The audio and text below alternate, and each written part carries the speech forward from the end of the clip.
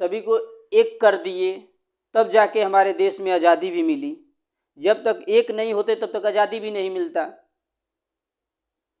इस चीज़ पे हमें सोचना चाहिए। तो जब हम कभी भी कोई भी परिस्थिति दिक्कत आया है, तब एक करना पड़ा है, एक होना पड़ा है।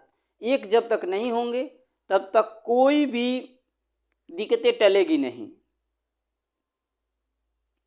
ये तो हमारा आज से नहीं, शुरू से जब से यहाँ पर नियम चल रहा है, राजतंत्र के बाद जब तक लोकतंत्र यहाँ पर आया, तब से यही नियम बना दिया गया है, आपस में फूट डालो और राज करो।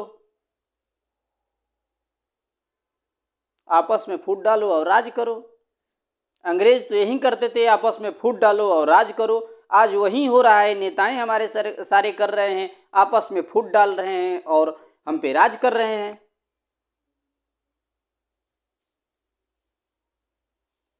आप खुद सोचिए, ये चकित होने वाली बात है कि नहीं। एक आईएएस की पढ़ाई के लिए कितना मेहनत करना पड़ता है।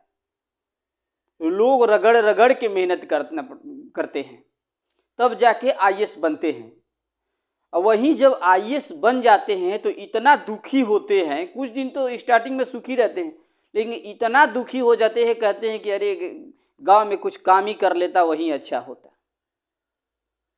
जो ईमानदार होता है वो, और जो बेईमान होता है वो नहीं कहता है। जो ईमानदार होता है वही कहता है कि गांव में कुछ छोटा मोटा बिजनेस कर लेता वही होता। क्योंकि जब उन लोगों को 5वीं पास के पीछे पीछे दौड़ना पड़ता है,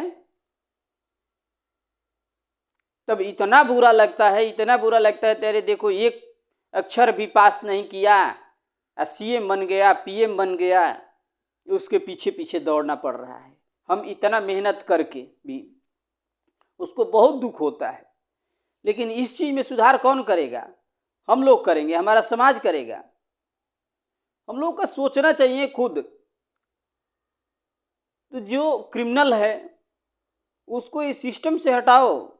सिस्टम में ये मत रखो तो उसको मंत्री बनाना है, उसको विधायक बनाना है। ये जब तक खत्म नहीं होगा तब तक हमारे देश में कुछ भी नहीं हो सकता।